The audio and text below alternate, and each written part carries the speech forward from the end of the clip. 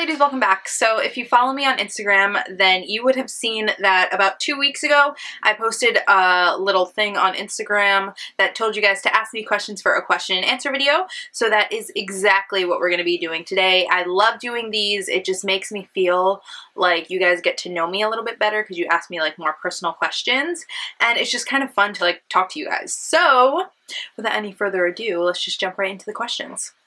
So the first question is best memory of Shawty 140. This is a question from my friend Jess, and Shawty 140 was our little clique in sleepaway camp. I used to go to a 3-week like all-girls sleepaway camp every summer when I was in high school, and it was honestly like one of the best experiences of my life. I made like lifelong friends there, although I haven't seen them in a long time, which makes me sad because I love them and I miss them. But Shawty 140 was like our clique of friends. We were literally the worst. Like, what little assholes were we that we like came up with a name for our group of friends? Like, what little assholes we were. Oh my god. But I don't know, there's like literally so many memories with these girls. It was like so much fun going to camp with them. I'm gonna try to like find pictures on Facebook and like insert them somewhere in this video because it is literally so funny. Like, the shit we used to do at camp was hysterical.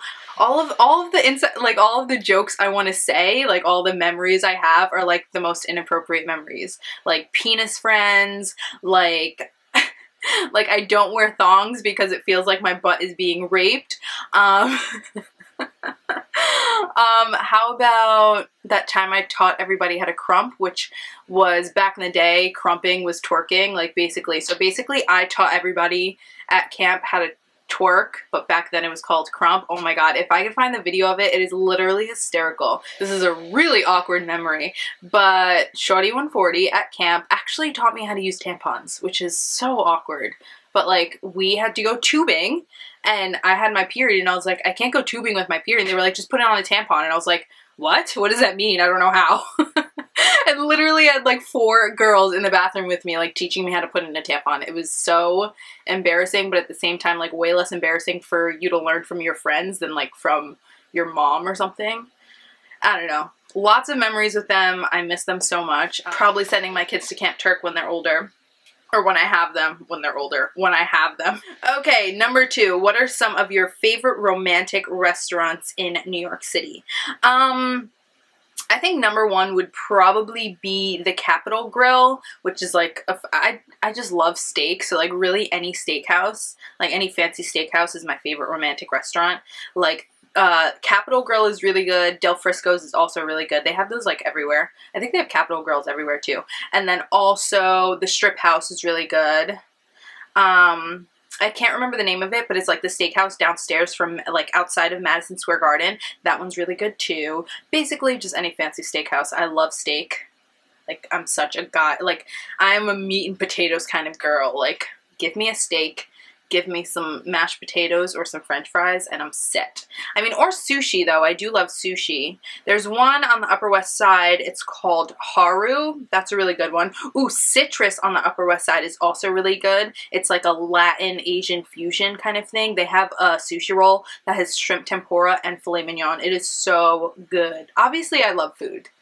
I could go on for hours, honestly. But, oh, also Sugar and Plum. I eat a lot on the Upper West Side because that's where my boyfriend lives. So Sugar and Plum is also really cute. It's like a dessert place, but they also serve food. It's expensive, but honestly, all these places I'm naming are expensive. But Sugar and Plum is good if you want like something sweet or like after dinner you want to go there for dessert. Or they actually have really good food. Yeah, those are my favorites basically. Next is, with your long-term relationship, how do you guys keep the fire going? I think the key to keeping, I mean, I'm not an expert on this, but I have been in a very long relationship, over 5 years.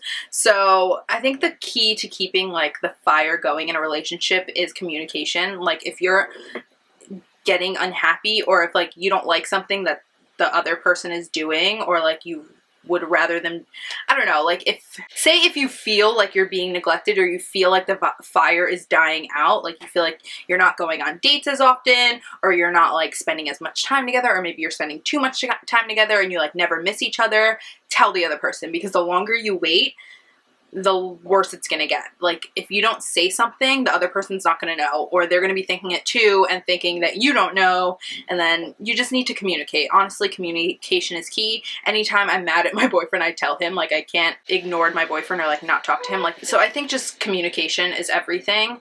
Like, if you feel like you aren't doing as many exciting things together, or you're not going out on dates as much, or like maybe you're not having sex as much, just say something about it. Because if the other person is aware that you're unhappy about something in the relationship, it's going to be a lot easier to fix than for it to just like stew and get even worse if you don't do something about it. I would say also just like make time for each other. Like, no matter how busy you are, just like, even if it's not even a full day together on the weekend, just like make time. Like, even if it's just laying around the house because you're so tired, because you're so busy, just like make time to spend time with each other. That's it. Next is, what would you recommend to even out skin tone and minimize pores? Oh, and you're pretty. Thank you. You're so sweet. Let's see. To minimize pores, this is your best friend. The Smashbox Photo Finish Foundation Primer, the pore minimizing one. It's the purple one. This is the best thing to fill in your pores ever. I have never tried anything else that has filled in my pores more than this. I've tried the Professional. I've tried the Dr. Brandt Pores No More. I've tried so many like pore filler primers, and this one is the absolute best. Like, I can't even see my pores.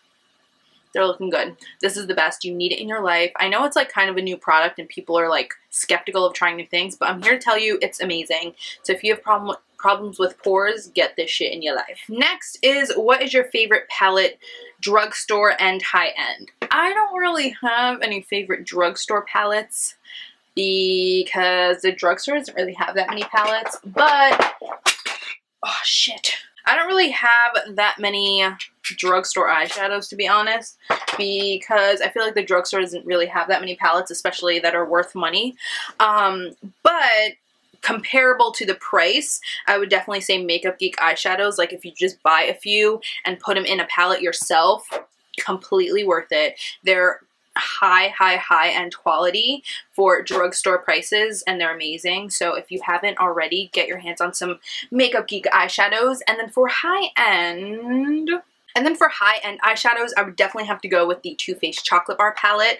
I think I want to get the second one, the Semi-Sweet, but I'm not sure yet. But the original Chocolate Bar palette is gorgeous. Sorry, I'm blinding you. But it's just a whole array of beautiful, beautiful eyeshadows, and they have like some pops of color like over here and there, and it's just amazing. Like, they're such great quality. I wish Too Faced sold more like single eyeshadows because I love them and I need them in my life. Next is, what are we doing for club next week? This is from my friend Ariana. Hi, if you're watching.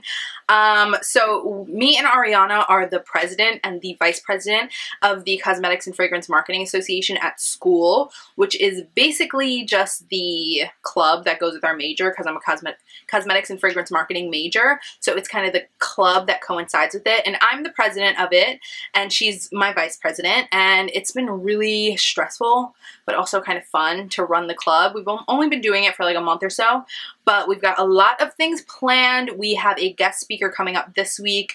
We have a trip in mind, the Cosmetics and Toiletries Summit in June. We have some volunteer work that we want to do. We have a lot of great ideas, and I'm super, super excited about it. This is honestly like the first time in all of college that I've ever gotten involved, and I'm a president. Like, it's crazy, but yeah, it's fun.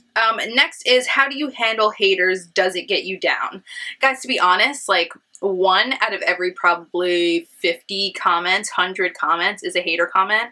And they're honestly sometimes so stupid that they're always so stupid that I'm just like, whatever. Like, I've always been the type of person that like, I don't give a shit what people think of me. So the fact that like random people on the internet are like hating on me, it doesn't really bother me. Like, people always like comment on my eyebrows. Like, what else do they comment on? They just tell me my makeup's ugly, or I'm copying someone else, or something stupid, and just like, no fucks given. Okay, next is, what's a good camera you would recommend to take close-ups of your makeup?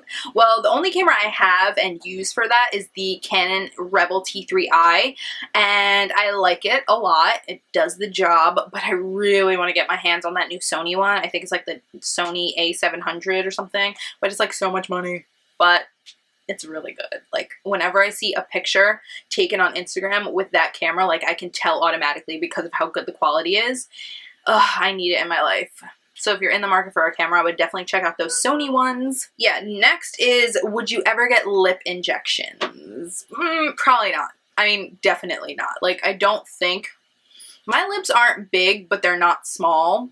And I've never had like a complex about my lips or like wanted them to be any bigger. So probably not, just because I don't really have a problem with my lips. I think they're a good size, and to do anything like plastic surgery wise or like beauty enhancement wise to alter my face, it definitely wouldn't be my lips. If anything, I don't know. I'd probably get like laser hair removal for like my mustache or something, but nah, I wouldn't. I mean, if you're like, if you want bigger lips, I have nothing against it. It's just like, I've never had that. Like, I've never felt the need to make my lips bigger, so I just wouldn't feel the need to. But if you want your lips bigger, go for it, girl. Would you, okay, next question is kind of funny. Would you rather marry your first kiss or find out you hooked up with your cousin? Oh, God. Honestly, this is going to sound really, really creepy, but I probably would rather find out I hooked up with my cousin. Because marrying the guy I first kissed, like, you have to live with that shit the rest of your life. Yeah, no. I'd rather find out that I hooked up with my cousin and then just kind of like be mortified and get over it than have to fucking marry the person I don't want to. That would suck. And if you found out you hooked up with your cousin, it's probably a very distant cousin that like you never see, so like it's probably not that big of a deal. I mean, it is a big deal, obviously. You shouldn't be hooking up with your cousin, but you know what I mean.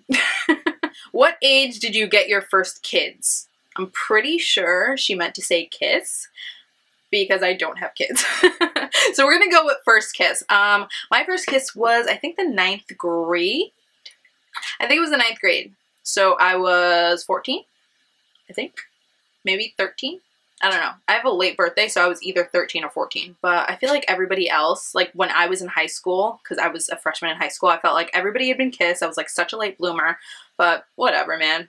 I didn't care. Even the first kiss was like, whatever, man. And then she also asked, what's your favorite makeup brand? I would, Makeup Geek. Like, definitely Makeup Geek. I was gonna say Too Faced, but Makeup Geek. And the fact that, like, I know, like, Marlena announced that they're coming out with, like, concealers and brow products and, like, all these new things. I'm, like, so fucking hyped for it. So I cannot wait until Makeup Geek has, like, a whole range, like lip products, eye products, brow products, face products. It's gonna be amazing. So definitely Makeup Geek. Like, Marlena is my idol. Next question is, what are you doing right now and what are your future plans? What am I doing right now? Doing YouTube and going to school. I don't have like another job other than that. I don't have a job at the moment. I'm trying to find an internship for the summer though, like some kind of beauty internship. But at the moment I'm just doing YouTube and going to school full time. I go to school 3 days a week, and then the other 2 days, like during the week that I'm off, I usually film or edit or do a shit ton of homework. YouTube and school are the things I'm doing right now. I go to FIT and I'm a cosmetics and marketing major. Cosmetics and fragrance marketing major. That's what I meant. I think I said that before in the video, but yep, that's what I'm doing with my life right now. And then future plans, I want to go into product development in cosmetics. So like, I want to be the person that kind of like comes up with a new product, doesn't necessarily make it, because that would be a cosmetic chemist. And I'm definitely not smart enough, at least in science, I'm not smart enough to do that. I just can't. And I also don't want to be in a lab coat for the rest of my life, but I want to be the person that like goes to the lab and is like, okay, I need an eyeshadow that looks like this, feels like this. And then when it comes back to me, I'm like, no, gotta be creamier. No, gotta do this. No, gotta do this. Like, I want to be the product developer that comes up with the product. Does that make sense? I mean, if not that, I just want to work in the cosmetics field. I want to do product development or marketing. Don't think I really want to do PR, but marketing. Probably not advertising. Maybe more. I don't know. What high-end foundation do you recommend for a satin finish but yet still full coverage? Okay, so full coverage yet satin finish. I would probably recommend the NARS Sheer Glow. This is maybe a little bit glowier than satin, but that's like throughout the day. So if you set this really well with a powder, I think it would be a satin finish, and it has great coverage. Like, the name Sheer Glow doesn't make sense to me because it's really not that glowy, and it's also not at all sheer. But yeah, I would definitely recommend this one. I like it a lot. Okay, and my last question is, what's your absolute favorite food? Steak or sushi? I've definitely answered this in previous question and answer videos, but I love talking about food, so no problem there. Steak and sushi. And like I mentioned before, that restaurant that has like filet mignon on a sushi roll, like that is my life right there. Steak and sushi in one meal. It's so good. Oh, another question was, are you in cosmetology school? No, I'm not, like I said before, but I do study cosmetics. Like, I'm not in beauty school. Like, I'm not going to school and learning how to do makeup, learning how to do hair, learning all that stuff, but I am learning about cosmetics. So like the classes I'm taking right now are cosmetic product knowledge and the lab that goes with it. So in cosmetic product knowledge, we basically learn how makeup is made. Like we started off with emulsions, which is just like creams and lotions, and now we're moving on to astringents, toners, and aftershave, and we're also doing sunscreen, suntan lotions, and that thing. Then we did deodorants and antiperspirants, and then I think eventually we're gonna go into color cosmetics like lipsticks, blushes, all those kind of things. But that class is basically like learning how makeup is formulated and like the backstory to it and how it affects the skin and all that stuff. And then the lab for that class, we actually get to make the things that we learn about. And then I'm also taking packaging design for cosmetics and fragrance marketing.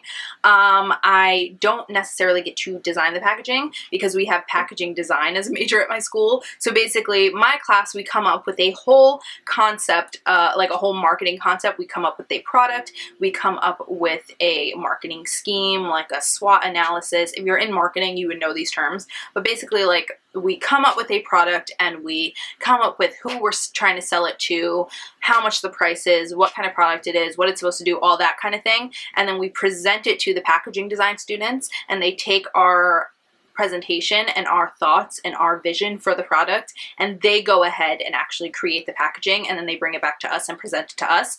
But we don't necessarily design the packaging, if you know what I mean. And then another class I'm taking is visual presentation for cosmetics and fragrance, which is basically like, you know, the displays that they have like makeup in the stores. Like that is what we're learning in that class, although we're not really learning anything. He's just kind of like throwing assignments at us and making us do them. Like for instance, right now, my project, it's a group project. We're making a point of purchase display. We're making a point of purchase display, which is just like when you go to the register, when you enter a store, like say you go to MAC and they have a new collection, and like the thing that the collection is set up on, like the display. So me and my team, we're doing the display for the MAC Cinderella collection. So we actually came up with the idea of doing like a miniature like Cinderella, like golden carriage, and we're going to present the Cinderella collection in the carriage. So I'll tell you guys how that goes because it's a lot of work. But yeah. And I also, ooh, did I tell you guys? I probably told you on Twitter. So if you don't follow me on Twitter, you should. But this summer I get to spend 2 weeks in Europe studying abroad. So we're going in the end of May into the first week of June, and we're going to spend a week in Paris, a week in Milan, and then a day in Germany. We're only going to Germany for a day, but in Paris we're going to go to all the fragrance labs, and then in Milan we're going to go to all the color labs, and I think we're going to Germany because there's like a cosmetic school or something there that they want us to go to, but I'm so excited for it. Oh my god, it's going to be like the best experience of my life. Okay guys, I think that was the last question, so that's going to be it for this video. I hope you guys enjoyed it. Let me know if you want me to do more question and answers. If you do, then let me know the questions down below and I'll kind of like collect them until my next one. But yeah, I hope this helped you like get to know me a little bit better. I like that people ask me more personal questions because I like for you guys to know me on a more personal level than what comes through on my makeup tutorials and stuff like that. But yeah, I love you all so much. Thank you for watching, and I'll see you in my next one. Bye guys.